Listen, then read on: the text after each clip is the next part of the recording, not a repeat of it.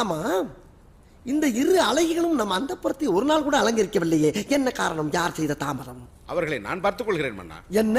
ஓ, தவறாக புரிந்து கொள்ள வேண்டாம். இவர்கள் இருவரும் இன்று இரவு உங்கள் உறவு. என் அமைச்சர் அல்லவா, கருத்துக்களை மிக கச்சிதமாக கவுகிறீர் போங்கள்.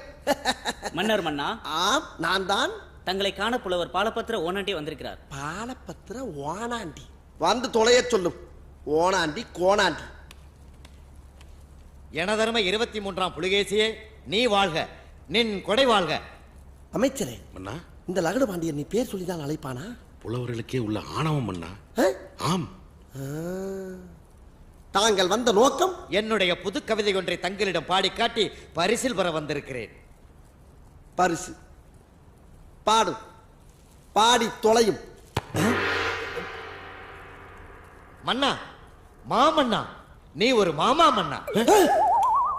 பூமாரி தேன்மாரி நான் பொழியும், நீ ஒரு முள்ளமாரி. அரசியலில் நீ தெள்ளியதோர் முடிச்சவிக்கி. தேடி வரும் வறியவர்க்கு மூடா, நெடுங்கதவு உன்கதவு என்றும் மூடாமல் மறைக்காமல் நீ உதவு. எதிர்த்து நிற்கும் படைகளை நீ புண்ணாக்கு, மண்ணோடு மண்ணாக்கு. இந்த அகிலத்தை அடைகாக்கும் அண்டங்காக்கையே.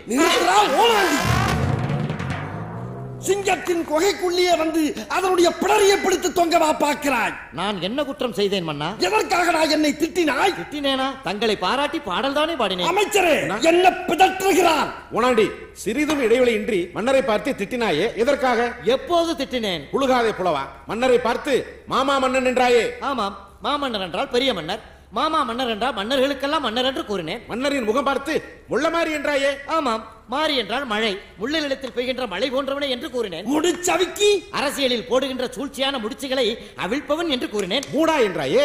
அடுத்த வார்த்தையை சேர்த்து பார்க்க வேண்டும். தேடி வரும் வறியவர்களுக்கு அள்ளி கொடுக்கின்ற மூடாத கதவுடையவன் என்று கூறினேன். புண்ணாக்கி எதிரிகளை புண்ணாக்குங்கள் என்று சொன்னேன். வேற என்ன சொன்னான்? அமைச்சரே, இந்த முறை மாட்டுவான்.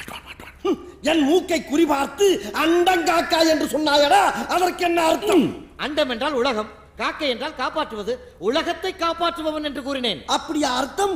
அப்படித்தான் நான் பாடினேன். இல்லை இல்லை, நீ என்ன விளக்கம் சொன்னாலும் அதை ஏற்றுக்கொள்ள என் மனம் மறுக்கின்றது. உனக்கு பரிசும் கிடையாது, ஒன்றும் கிடையாது. உதைப்பதற்குள் ஓடிவிடு. மன்னா, என்ன?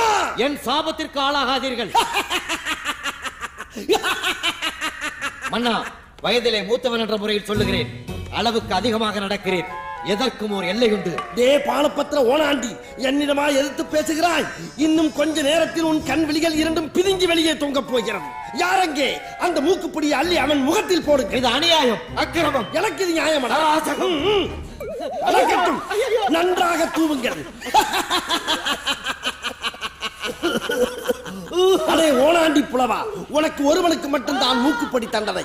இனி இந்த அரண்மனைக்குள் எந்த புலவன் கால் வைத்தாலும் அவனுக்கு மிளகாய்ப்பொடி தண்டனை.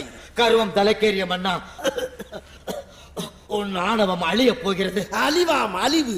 என்னை அழிக்க எவனடா வருவா?